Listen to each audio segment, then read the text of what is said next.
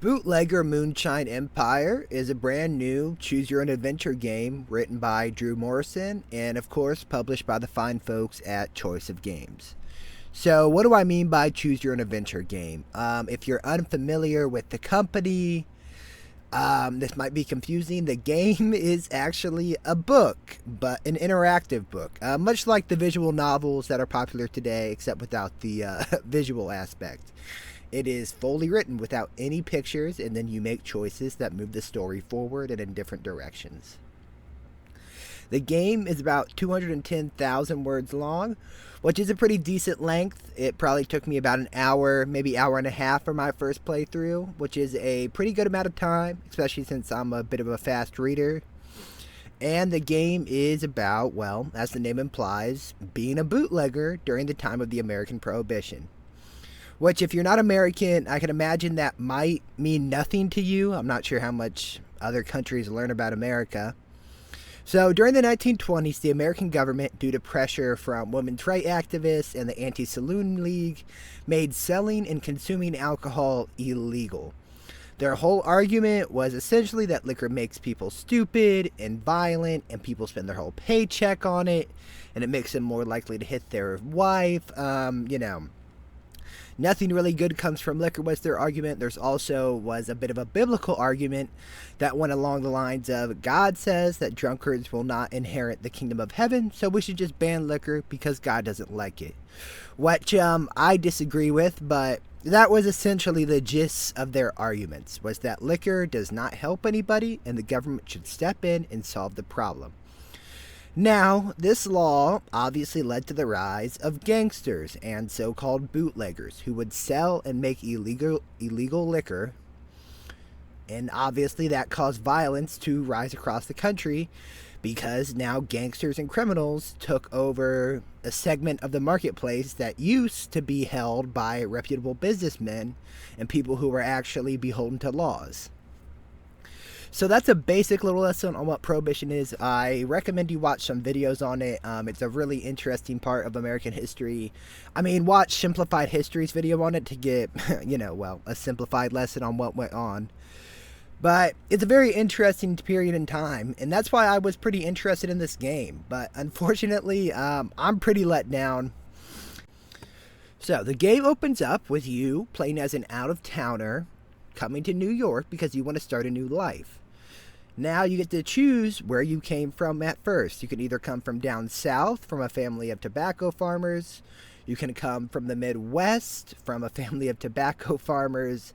Although if you choose the Midwest thing, your whole family except for your sister died from the Spanish flu, otherwise called influenza. Or you can come from Ellis Island and be an immigrant from Europe.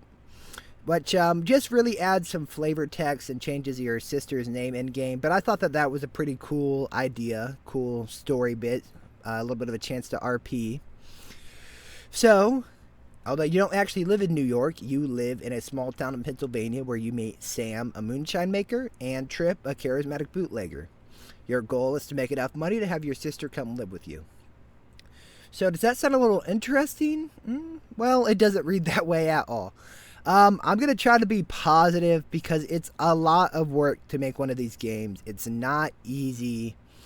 But this game is just so by the book. It feels like every character is one-dimensional. The story lacks replayability. And it doesn't really have decent feedback to any of your decisions. Like, one of my playthroughs, at the end of the game, after talking to Trip after, trials and tribulations, somebody just comes up and kills me, and I'm still kind of struggling to think of why I got killed in that ending. To hit more on all the characters being one-dimensional, your two associates who you spend most of your time with are Sam and Rory, who have different views on how your criminal operation should be run. Which, isn't bad. Obviously, that's a little interesting, right? That's how you write an interesting story. But that is their entire character. Sam, the whole game is like, let's be good people. Let's pay people more. You did something bad while we're breaking the law and consorting with dangerous criminals? That's bad. Don't do that.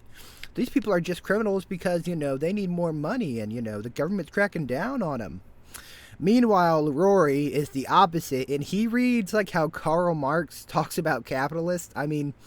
He's all about underpaying people as much as possible, being as ruthless as possible, and making sure that the town you operate in is under strictly enforced control.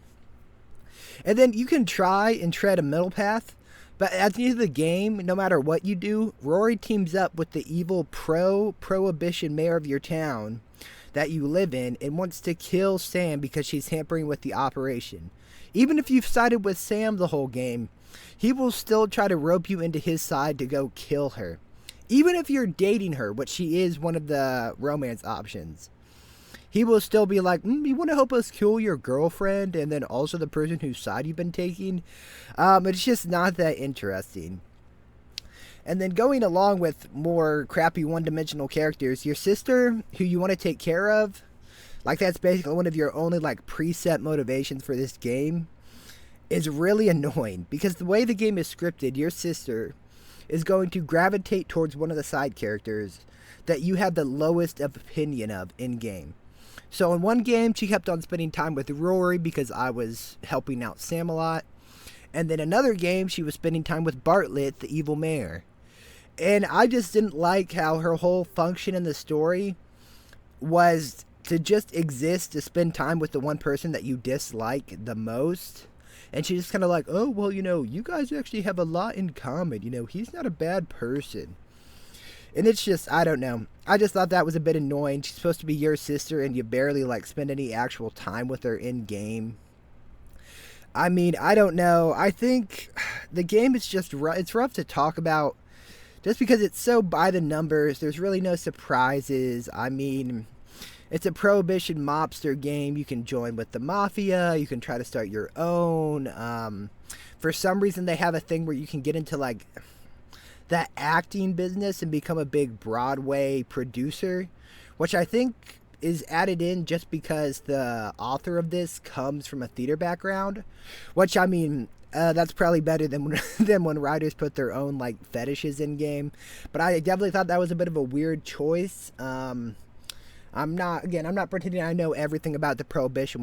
Was that a common thing for for bootleggers to do? I understand obviously you have to launder the money a little bit, but through Broadway, I don't know, felt a bit weird.